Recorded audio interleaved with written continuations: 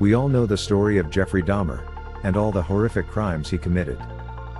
Over the span of many years, evading police, while being stopped with the body of his first victim in the almost plain sight of the officer, and still not being apprehended after talking and manipulating his way clear of what was contained in the bag in his backseat. Even going further to thank the officer for his diligence and fortitude for making sure he was not impaired while driving, effectively leaving the scene to dispose of his victim as planned. Jeffrey would eventually be caught and arrested in August 1982. During his time as a free man, he would kill and even eat his victims, 17 in total, being convicted of 15 of the killings, and was sentenced to 15 life terms of imprisonment on February 17, 1992, and would gain worldwide attention for his crimes, being placed amongst the worst serial killers in US history. However, I'm not sure how aware everyone is of the karma that awaited Jeffrey behind bars. It would come to him in the form of a man named Christopher Scarver, who was not as prolific a killer as Dahmer, but nevertheless not a man who was fit for society. And on the morning of November 28, 1994, Scarver would pay out vigilante justice for many people who lost their lives as a result of Jeffrey Dahmer's actions. And he would kill the serial killer in a very brutal way. Before diving into this further, you are tuning into Coffee with History. If solved, unsolved, heroic, or just plain mysterious is your thing, make sure to join us as we go back in time and discover the past. On this channel we will post about anything we find notable. We are always up for suggestions, just drop them in the comments, for a chance to be featured in future videos if we end up covering your subject. Without further ado, this is today's harrowing tale.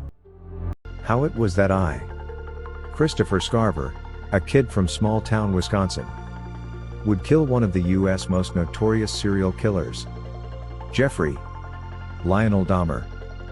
Before getting straight to the point, we need to elaborate on just who Christopher Scarver was. Christopher Scarver was born in Milwaukee, Wisconsin, US, on July 6, 1969. He was the second eldest of the 5 children of his parents. He studied at James Madison High School and was forced to drop out in the 11th grade due to poor performance in his academics along with multiple discipline issues, including fighting and arguing consistently with adults and teachers. After he dropped out, he took to alcohol and drugs. This made his mother throw him out of the house to fend for himself, as he was a bad influence on his other siblings. Scarver was employed as a trainee carpenter under the Wisconsin Conservation Corps job program. He was told by his supervisor, Edward Patz, that his job would become permanent on completion of his apprenticeship. His mother hoped that this would be her son's chance to finally get on the right track. However, Edward, who was Scarver's supervisor, got fired before he could finish his probationary period. Scarver did not hear anything more after this about retaining a permanent job. On June 1, 1990, Scarver went to the Wisconsin Conservation Corps Training Program office and found Steve Lohman, the supervisor who had replaced Edward Patz. Scarver demanded money from Lohman. Upon receiving only $15 from Lohman, the enraged Scarver shot Lohman once in the head, killing him instantly. At the same time, he demanded money from site manager John Fine. According to authorities, Scarver said, "Do you think I'm kidding? I need more money."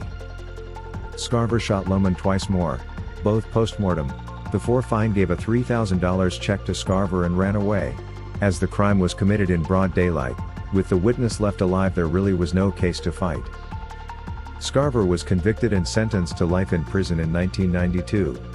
And while incarcerated, Christopher Scarver would be housed at the same correctional facility as Jeffrey. After bouncing from prison to prison, he would eventually end up at Wisconsin's Columbia Corrections Institution. And on the morning of November 28, 1994, Scarver was assigned to a work detail with 2 other inmates, Jesse Anderson, who murdered his wife, and cannibalistic serial killer Jeffrey Dahmer. The detail included his cleaning the prison gymnasium toilet. When corrections officers left the 3 unsupervised, Scarver would corner Jeffrey and present him with a news article of his crimes, asking, "Did you really do this?" Once Scarver had heard Jeffrey's confession and saw that he was unrepentive, He beat Jeffrey and the other inmate with a 20-inch, 51 centimeters, bar that he had removed from a piece of exercise equipment in the prison weight room. When he returned to his cell early, an officer asked him why he was not still working. It was during that time that 2 officers found Dahmer and Anderson's remains. Both men were mortally wounded following the beatings.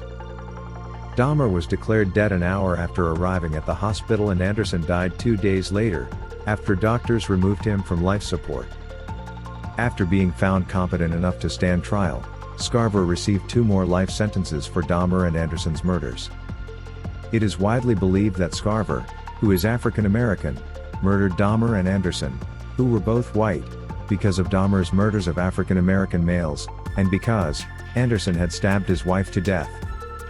Then non-fatally stabbed himself, and attempted to frame 2 African American males as the perpetrators of the attack. Scarver was quoted as having said, "Nothing white people do to blacks is just." In 2005, Scarver brought a federal civil rights suit against officials of the Wisconsin Secure Program facility, in which he argued that he had been subjected to cruel and unusual punishment, contrary to his constitutional rights. Scarver stated that he spent 16 years in solitary confinement as a result of the Dahmer killing. A district court judge dismissed the suit against several of the defendants and ruled that the actions of the remaining officials could not be considered unlawful. Scarver unsuccessfully appealed the decision in 2006. Later, Federal District Court Judge Barbara Crabb ordered that Scarver and about 3 dozen other seriously mentally ill inmates be relocated from the Wisconsin facility. Scarver was eventually relocated to the Centennial Correctional Facility in Colorado.